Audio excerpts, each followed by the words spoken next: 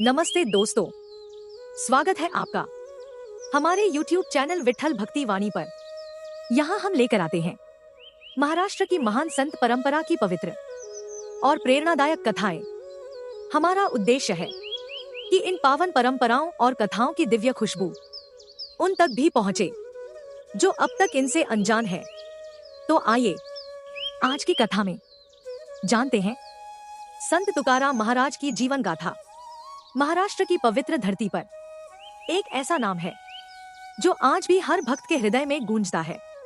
वह नाम है संत तुकाराम महाराज। सन 1608 पुणे जिले के देहू नामक गांव में एक साधारण व्यापारी परिवार में जन्मे तुकाराम बचपन से ही शांत, दयालु और भगवान विट्ठल के प्रेम में डूबे रहते थे। गरीबों की सेवा और भजन कीर्तन ही उनकी खुशी थी। परंतु जीवन हमेशा आसान नहीं होता। जब वे युवा हुए तब भयंकर अकाल पड़ा। परिवार का व्यापार नष्ट हो गया और इसी समय उनकी पहली पत्नी और माता का देहांत हो गया। ये दुख उन्हें संसार से विरक्त कर गए। तुकाराम अब पूरी तरह भगवान विट्ठल की शरण में आ गए। दिन रात मंदिर में भजन, ध्यान और हरिनाम संकीर्तन में लीन रहते।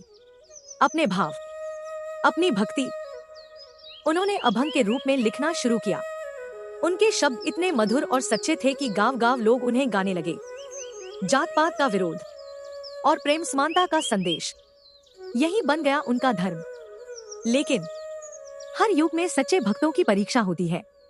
कुछ पंडित उनकी लोकप्रियता से ईर्ष्या करने लगे। उन्होंने आरोप लगाया कि तुकाराम शास्त्र के अनुसार नहीं चलते और दबाव डालकर उनकी पूरी गाथा इंद्रायणी नदी में बहा देने को मजबूर कर दिया। तुकाराम ने विट्ठल से प्रार्थना की और चमत्कार हुआ। 13 दिनों बाद वही गाथा सूखी और सुरक्षित नदी से बाहर आ गई। छत्रपति शिवाजी महाराज भी तुकाराम के भक्त थे। उन्होंने सम्मान और धन देने की इच्छा जताई, पर तुकाराम मुस्कुराकर बोले, मुझे केवल विट्ठल का नाम चाहिए, धन मेरे लिए बोझ है। सन 1649 में देहू में भजन करते करते विट्ठल का नाम जपते जपते तुकाराम ने जीवन समाधि ली। भक्त मानते हैं कि वे अपने शरीर सहित वैकुंठ चले गए। संत तुकाराम का जीवन हमें सिखाता है कि इस संसार की सारी दौलत, पद और सम्मान नश्वर हैं, लेकिन ईश्वर की भक्ति, प्रेम और सेवा ये अमर हैं। उनके अभंग आज भी भक्तों के दिलों में विट्ठल प्रेम की लौ जलाते हैं।